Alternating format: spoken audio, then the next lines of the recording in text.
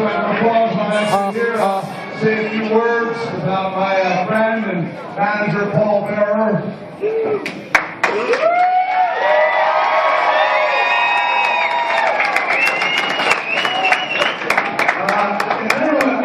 I'm the only guy in wrestling who claimed that he was actually Paul Bearer's babysitter. Apparently was really hard for babysitter to pick on Cactus Jack. I got to know him for a long time. We shared many great memories together. I could not have been happier when I saw him get his big break as the Undertaker's manager, and I was really so impressed by that tandem. But I remember actually chasing after the hearse.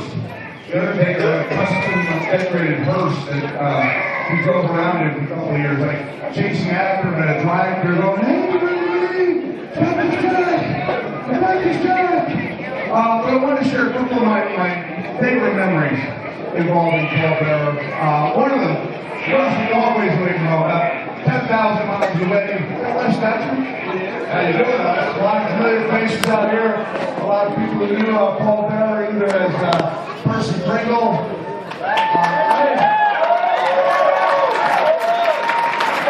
Paul Bearer, or as I call him, Uncle Paul.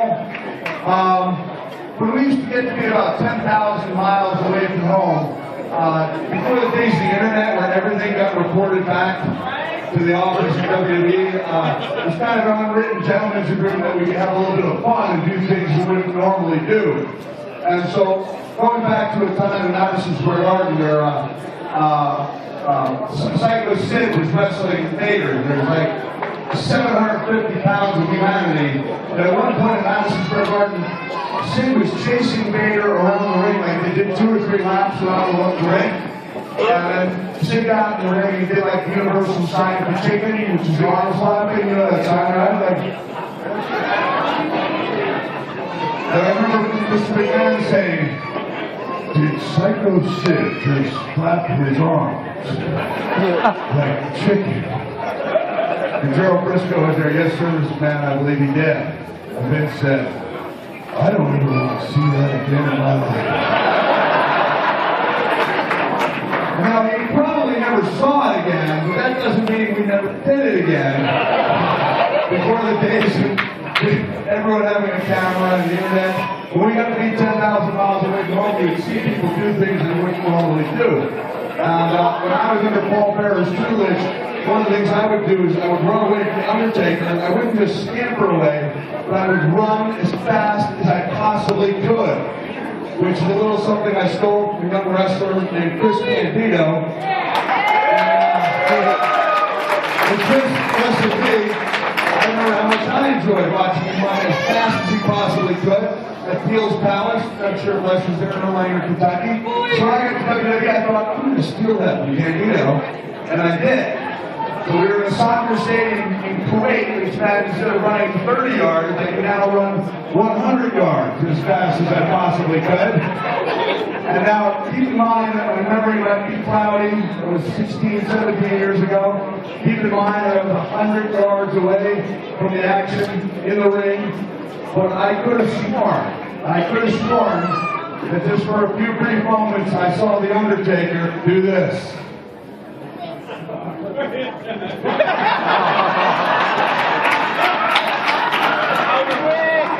Pretty cool.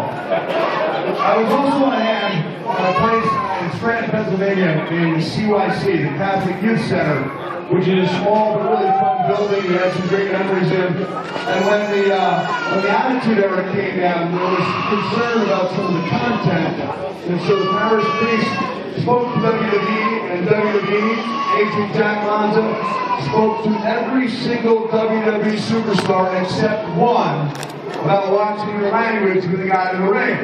They didn't speak to that one superstar, they didn't say anything that was all that risque or all that bad.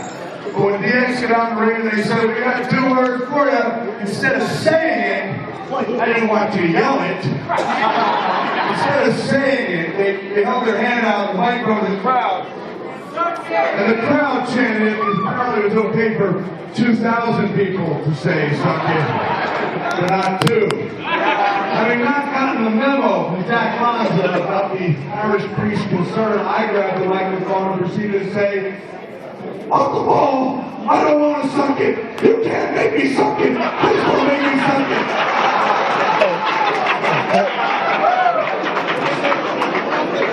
it. We returned to the locker room to find out that we would never be welcome in the Catholic Youth Center again.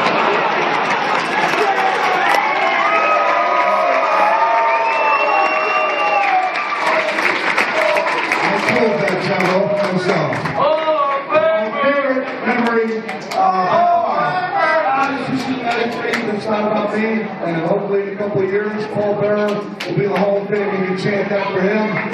I know how much you would appreciate being support Wednesday night, and I wish I could have been there on Wednesday to accept on his behalf. And I'm glad I have a chance to talk to all of you tonight. And before I leave, I'd just like to share memories that I shared with those in attendance in Madison Square Garden. And I said that every time the Undertaker's music would go off, Paul and I had this custom. He would roll up his shirt sleeves, he'd show me the goosebumps on his arm, and then I would show him mine. And that not for one day did we ever forget what a privilege it was to be out there in that ring, helping make some history.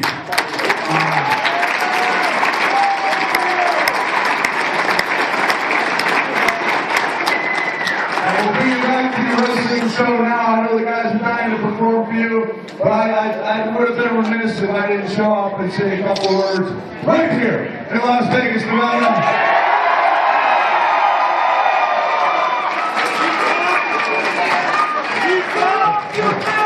Listen, I'm going to use some bad language here for just a second.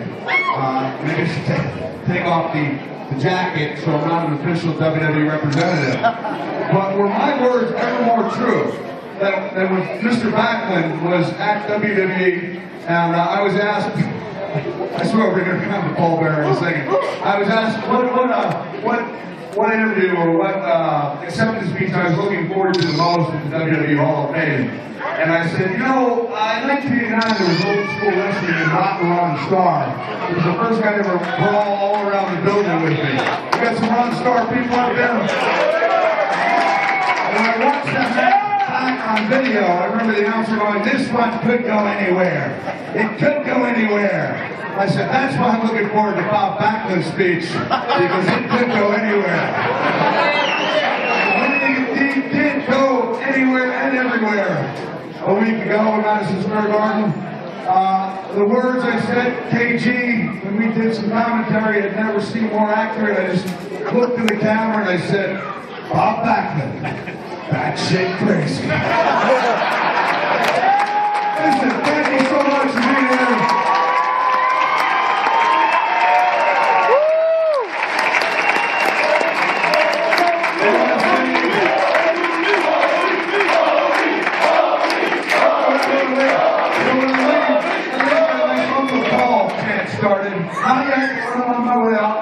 And just to let you know that he loved the business, he loved the fans, and I know he would have loved to have been here in 2 nights to accept this special award. So, on his behalf, I say thank you.